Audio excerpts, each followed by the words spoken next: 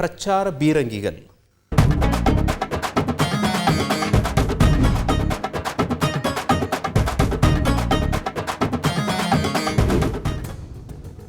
நம்முடைய மோடி அவர்களுக்கு தேசிய ஜனநாயக கூட்டணி 400 இடங்களை தாண்டி, நம்முடைய பாரதிய ஜனதா கட்சி 370 இடங்களை தாண்டி நாம் வருவதற்கு நம்முடைய தொண்டர்கள், தலைவர்கள் எல்லோரும் மிக கடுமையாக உழைக்க வேண்டும் என்கின்ற வேண்டுகோளையும் இந்த நேரத்தில் நாங்கள் தெரிவித்துக் கொள்கின்றோம்.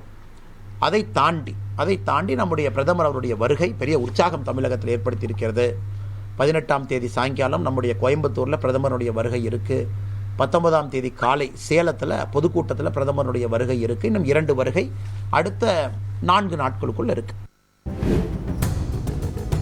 இந்தியா கூட்டணி குறிப்பாக தமிழ்நாட்டில் திராவிட முன்னேற்ற கழகத்தின் தலைமையில் 39 தொகுதிகள் தமிழ்நாட்டிலும், பாண்டிச்சேரி ஒன்று 40 தொகுதிகளும் 2019 தேர்தலை ஒப்பிட்டு பார்க்கும்போது பெருவாரியான வாக்கு வித்தியாசத்தில் இந்தியாவை திரும்பி பார்க்கும் அளவிற்கு மிகப்பெரிய வெற்றியை பெற போகிறோம்.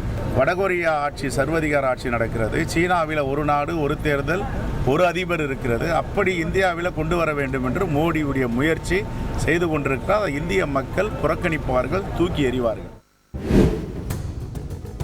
நிறைய சந்தேகங்கள் இருக்குது. அவங்களுக்கு யார் யார் தேர்தல் நிதி வழங்கியிருக்காங்க, எதுக்கப்புறம் வழங்கியிருக்காங்க அப்படிங்கிற கேள்விகள்லாம் வருது. ஒரு ரெய்டுக்கு அப்புறம் பல பேர் அவங்களுக்கு பார்க்கும்பொழுது, வெளிப்படையாக பார்க்கும்பொழுது ஒரு அச்சுறுத்தலுக்கு பிறகு தான் நிதி வழங்கப்பட்டிருக்கு அப்படிங்கிறது பல பேர் சொல்லக்கூடிய கருத்தாக இருக்கிறது. அது மட்டும் இல்லாமல் இந்த சட்டமே இதுவே அன்கான்ஸ்டிடியூஷனல் அப்படின்னு சொல்லி சுப்ரீம் கோர்ட்டே சொல்லக்கூடிய ஒரு சட்டத்தை அவர்கள் கொண்டு வந்திருக்கிறார்கள். இதுதான் உண்மை. இன்னைக்கு இந்தியா உலகத்துக்கு ஒரு ஸ்டாண்டர்ட் செட் பண்ணுது. அதை பார்த்து தான் ஆச்சரியப்படுறாங்க.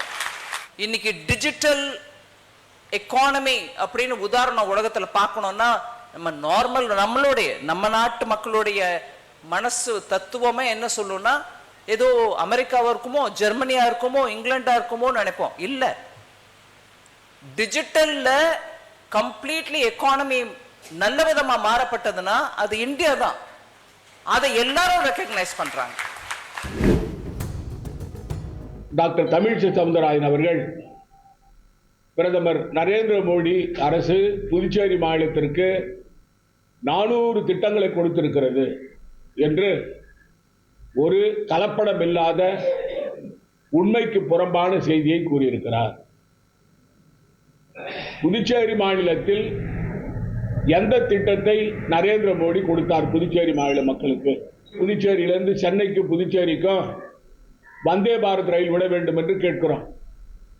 அதற்கு செவிசாய்க்கவில்லை மோடி அரசாங்கம். செய்திகளை உடனுக்குடன் தெரிந்து கொள்ள உடனே சப்ஸ்கிரைப் பண்ணுங்க.